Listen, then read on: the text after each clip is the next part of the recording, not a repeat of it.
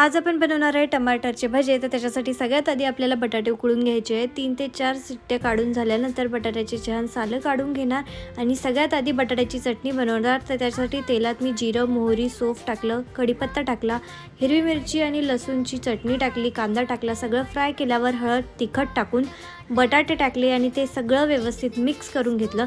सगळ्यात शेवटी मीठ, कोथिंबीर आणि थोडंसं लिंबू टाकून छान चटपटीत बटाट्याची चटणी तयार केली। त्यानंतर इथे मी बेसनचं बॅटर तयार करत आहे, जे मी आधीच्या पण भज्यांच्या व्हिडिओमध्ये दाखवलेलं आहे। त्यामुळे लिस्ट जी आहे पदार्थाची ती खाली होतीच, तर तुम्ही त्यानुसार याच्यात सगळे इन्ग्रेडियंट्स टाकून बॅटर तयार करायचं आहे। त्यानंतर टमाटर स्लाइसमध्ये कापून घ्यायचं आहे। टमाट्याला बटाट्याची चटणी आणि पुदिन्याची चटणी लावायची आहे। बॅटरमध्ये टमाटर बुडवून भजे छान फ्राय करून घ्यायचे आहेत। तर आपले गरमागरम भजे तयार झालेले आहेत। पुदिन्याच्या चटणीचा व्हिडिओ देखील मी आधी दाखवलेलाच होता। चला तर मी आता भजे एन्जॉय करते। तुम्ही सुद्धा हे भजे बनवा आणि एन्जॉय करा।